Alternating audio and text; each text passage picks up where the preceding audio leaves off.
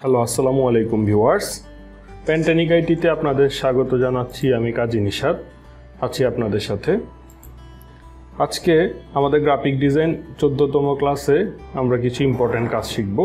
আমাদের ফটোশপ কিন্তু একদম শেষ পর্যায়ে, আমরা খুব দ্রুত ইলাস্ট্রেটর ধরব। এখন আমরা গুগলে সার্চ করব একটা ছবি নেওয়ার জন্য। ছবিটা আমি সার্চ করার সময় কিছু টেকনিক একটু দেখে নিব যে কিভাবে পারফেক্ট ছবিটা খুঁজে পাবো। ধরলাম ন্যাচারাল ভিউ,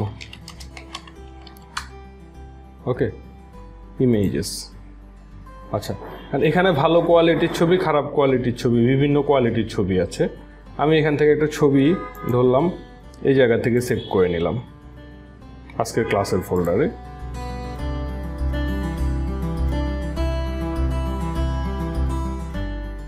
আচ্ছা, ছবিটা আমি একটু রাইট বাটন দিয়ে প্রপার্টিজে যাই। ছবিটার সাইজ হচ্ছে 13 KB, আর ছবিটার ডিটেলসে গেলে আমরা দেখতে পাবো ছবিটার রেজুলেশন হচ্ছে মাত্র 275/183। ওকে, এই পর্যন্ত আমরা বুঝতে পারলাম। এখন ছবিটা যদি আমি ওপেন করি, দেখেন ছবিটা অনেক ছোট আকারে আসছে। এটাকে আমি যখন যত জুম করব তত ছবিটা পিক্সেলাইট হয়ে যাবে, ফেড হয়ে যাবে। এই ছবিটা যদি আমি কোনো ডিজাইন ইউজ করি তাহলে কোনোভাবেই একটা ভালো রেজাল্ট দিবে না, আর যদি প্রিন্ট করি তাহলে তো কোনো কথাই নেই। ওকে, এখন এখানে আমি রাইট বাটন দিয়ে ছবিটা যেখানে আছে সেই জায়গাটা ওপেন করি। এই যে ক্লিক করে ওদের ওয়েবসাইটটাতে ঢুকে যাই। এখন আমি এখান থেকে ছবিটা সেভ করি।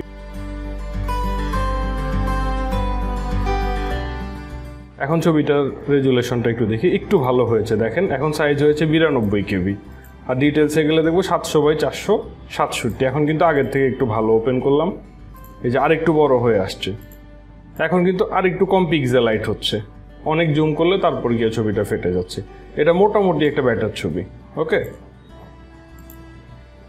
এখন আমি এই ছবিটা দেখবো এখানে কোনো ডাউনলোডের অপশন আছে কিনা। এই ওয়েবসাইটে কোনো ডাউনলোডের অপশন নেই, আর যদি ডাউনলোডের অপশন থাকে সেখান থেকে আমরা ডাউনলোড বাটনে ক্লিক করলে ছবিটা আরও ভালো কোয়ালিটিতে ডাউনলোড করতে পারবো।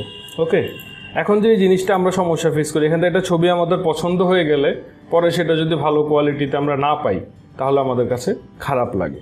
তো সেজন্য আমরা টুলস থেকে সাইজে গিয়ে লার্জ সিলেক্ট করে দেব, তাহলে শুধু ভালো কোয়ালিটির ছবিগুলোই আমাদেরকে দেখাবে। ওকে, এখন দেখেন অনেক ছবি কিন্তু বাদ হয়ে ফিল্টার হয়ে শুধু ভালো ছবিগুলো আছে। এখান থেকে আমি যদি চয়েস করি, ধরলাম এই ছবিটা চয়েস করলাম, ছবিটা দেখেন এখনও কিন্তু লোড হচ্ছে। এটা যখন পুরোপুরি লোড হবে তখন আমরা সেভ করব। ধরলাম লোড হয়ে গেছে। এটার রেজুলেশনটা আমি কিভাবে জানতে পারবো? এই যে এটার উপর মাউস পয়েন্টার রাখলে দেখেন নিচের কোনা এখানে দেখা যাচ্ছে 2560/1600, একটা ভালো রেজুলেশন। ওকে, এটাকে আমরা সেভ করে নিই। আচ্ছা, এখন 2560 যে রেজুলেশনটা দেখিয়েছে সেটা কি এখানে আছে? আমরা ডিটেলসে গিয়ে দেখি 14 KB মাত্র। এটা আছে 284/177। তার মানে অরিজিনাল ছবিটা কিন্তু এখান থেকে আমি পাইনি। এটার উপর ক্লিক করব। ক্লিক করার পরে এই ওয়েবসাইটটা প্রাইভেট বলছে, SSL দেওয়া নেই। আমরা অ্যাডভান্সে গিয়ে প্রসেস দিয়ে দিব। ওকে, আচ্ছা, এখন ছবিটা আছে এই জায়গায়, এখান থেকে আমি একটু সেভ করি। এখন কত রেজুলেশনে আছে? ডিটেলস 2560/1600। তার মানে অরিজিনাল ছবিটা 300 DPI আমরা কিন্তু পেয়ে গেছি। এখন আমি এই ছবিটাকে ওপেন করি। এখন দেখেন আমি অনেক জুম করলেও ছবিটা কিন্তু নষ্ট হচ্ছে না। দেখেন মোটামুটি ব্যাটার কোয়ালিটি, অনেক দূরের ঘরটরগুলো সব ক্লিয়ার বোঝা যাচ্ছে। ওকে, তাহলে এরকম একটা ভালো ছবি আমরা কিভাবে খুঁজে নিব, এটা আশা করি আমরা একটা আইডিয়া পেয়েছি।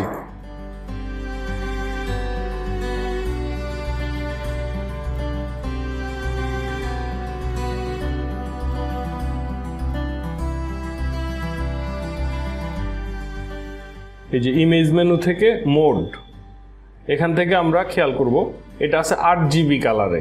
ওকে, 8GB যে কালারটা, এটা হচ্ছে ওয়েবের জন্য পারফেক্ট।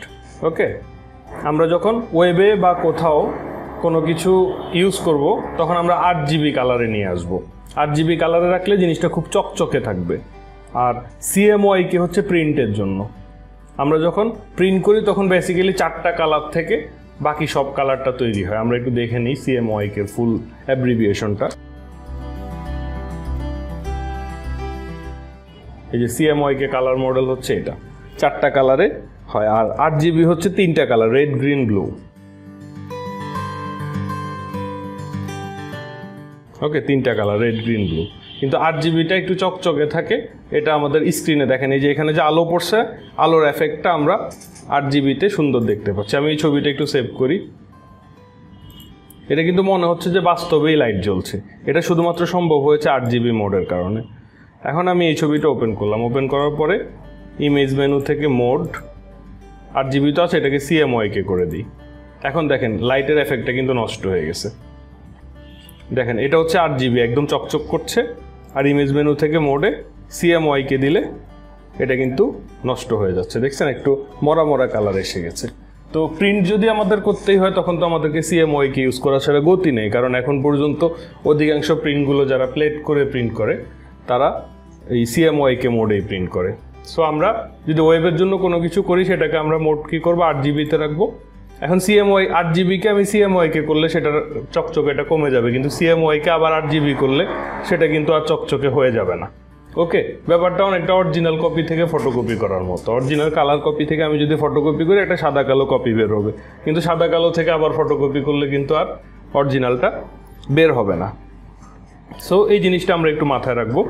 তবে এখনও উন্নত মানের অল্প কিছু প্রিন্টার আছে যারা চাইলে RGB কালারেই প্রিন্ট করে ফেলতে পারে। তো প্রিন্টিং নিয়ে আমরা বিস্তারিত আরও জানবো ইলাস্ট্রেটর কমপ্লিট করার পর। তো আপাতত আমরা এবার আরও কিছু কাজ দেখি ফটোশপের।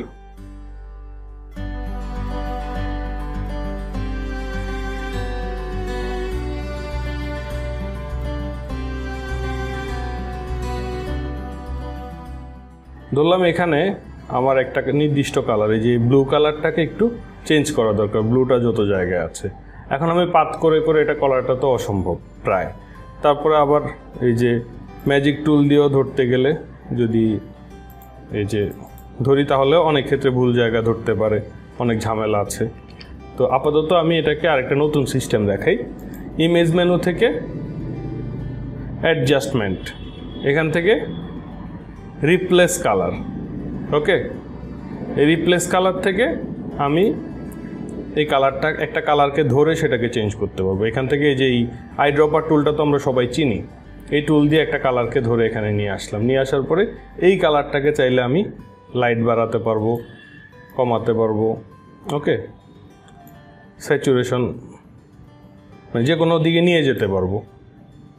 তো এটা এই ক্ষেত্রে এই কালারটা হবে কি, যখন কালারটা এক কালার আছে, ভালো কোয়ালিটির ছবি এক কালার আছে, তখন এটা ভালো কাজ করবে।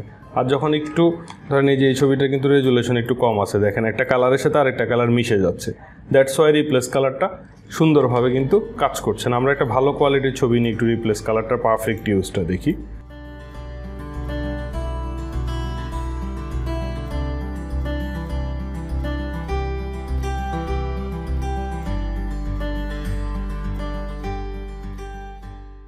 ওকে, এটাতে আশা করি ভালো কাজ করবে। প্রথম ব্যাকগ্রাউন্ডটা আনলক করে নিই। ইমেজ অ্যাডজাস্টমেন্ট রিপ্লেস কালার, তাহলে আমি এই কালারটা রিপ্লেস করব। দেখেন এটা কিন্তু এখন খুব ভালো কাজ করছে। ওকে, ব্লু করে দিলাম, লাইট ব্লু। এখন এই কালারটাকে ধরবো, সবুজ যেটা আছে, ইমেজ অ্যাডজাস্টমেন্ট রিপ্লেস কালার। ওকে, এই কালারটা ধরলাম, ধরে এবার এটাকেও সেমভাবে এই যে দেখেন মোটামুটি কিন্তু আমাদের খুব সহজে কাজটা হয়ে গেছে। দ্রুত কাজ করার জন্য এই টুলগুলোর ব্যবহার আমরা যত বেশি জানবো তত আমরা আরও পারফেক্টলি সুন্দরভাবে করতে পারবো। এখানে আমরা উইন্ডো মেনুতে চলে যাই। এখানে দেখেন অনেক সময় আমরা এখানে উইন্ডো খুঁজে পাই না। ধরেন ব্রাশ নিয়ে কাজ করব, ব্রাশের উইন্ডো পাচ্ছি না, গ্রেডিয়েন্ট নিয়ে কাজ করব, গ্রেডিয়েন্টের উইন্ডো পাচ্ছি না। এখান থেকে কিন্তু আমরা সবগুলো উইন্ডো চেলে নিয়ে আসতে পারি। এই যে ব্রাশে ক্লিক করলে ব্রাশের উইন্ডোটা এখানে চলে আসছে। তারপরে এই যে গ্রেডিয়েন্টের জন্য এখানে নাই, আলাদাভাবে ইলাস্ট্রেটরে আছে। টাইমলাইন, ফটোশপ দিয়ে চাইলে ভিডিও এডিট করা যায়, তবে ভিডিও এডিটের জন্য আমি ফটোশপ সাজেস্ট করি না। আমাদের ভিডিও এডিটিং অনেকগুলো সফটওয়্যার পরবর্তীতে দেখানো হবে। এই যে টাইমলাইনে ক্লিক করলে ভিডিও এডিটিংয়ের জন্য এখানে অপশনগুলো চলে আসবে। এই যে ক্যারেক্টারের অপশনগুলো এখানে চলে আসছে। তো এই অপশনগুলো আমরা যদি হারিয়ে যাই এখান থেকে উইন্ডো মেনু থেকে নিয়ে আসতে পারবো। ওকে, আচ্ছা, যেটা ছিল ন্যাচারাল ভিউ এটাই ওপেন করি। এটার উপর আমরা ফিল্টার অ্যাপ্লাই করব। ওকে, ফিল্টার মেনুতে যাওয়ার পরে ফিল্টার গ্যালারি এটা ওপেন করব। কারণ এই ছবিটা অনেক জুম হয়ে আছে না, ছবিটা এই যে এখান থেকে জুমটা কমিয়ে নেব। ওকে, এখন ছবিটা আসছে, আমি চাইলে আর একটু বাড়িয়ে নিতে পারি। ওকে, চলবে।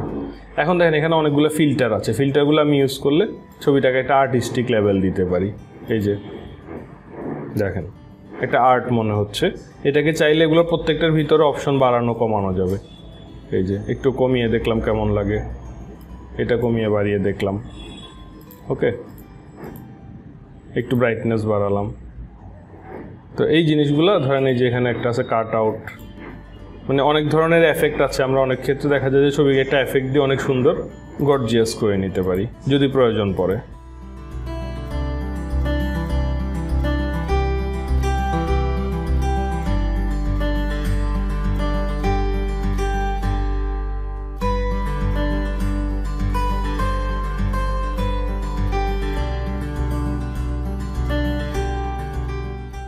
এগুলো প্রত্যেকটার ভিতরেই কিন্তু সেমভাবে কমানো বাড়ানোর অপশন আছে, স্কেল।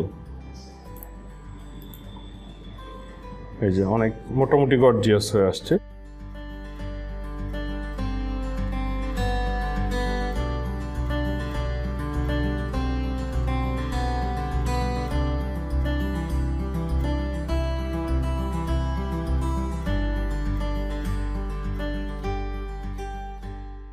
এই যে এফেক্টটা দেখেন, খুবই সুন্দর একটা এফেক্ট।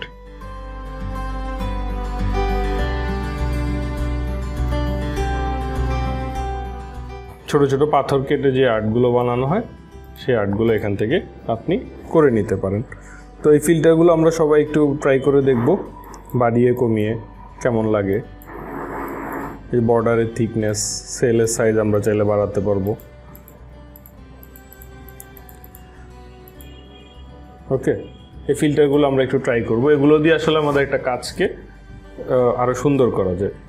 এই যে এখানে একটা অপশন আছে, এই যে লিকুইফাই, এই অপশনটা দিয়ে আমরা অনেক সুন্দর কিছু কাজ করতে পারবো। দেখছেন এই কাজটা আমরা আগে কিন্তু করেছিলাম একটা টুল দিয়ে, সেটা আমাদেরকে অত সুন্দর দেয় না, দেখা গেছে জায়গাটা একটু ব্লার হয়ে যেত, তাই না? এই কাজটা কিন্তু এখন আমরা এই যে লিকুইফাই টুল দিয়ে করলে আমাদের কিন্তু এই জায়গাটা আর ব্লার হচ্ছে না। ওকে, এখন আমি একটা ছবি ওপেন করি।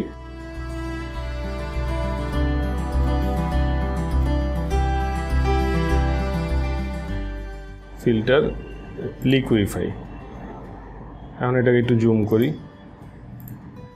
ওকে, ব্রাশ সাইজটা একটু কমায় দিই আর একটু বাড়াই।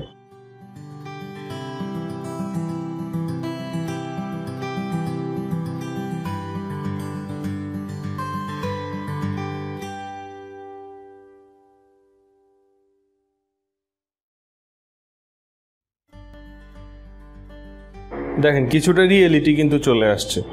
এই জিনিসটা কিন্তু আমরা করতে পারবো চাইলে। তো এই কাজগুলো অ্যাপ্লাই করে আপনারা আপনাদের মতো করে, আমি নির্দিষ্ট কোনো হোম টাস্ক দিলাম না যে এটার উপর করেন।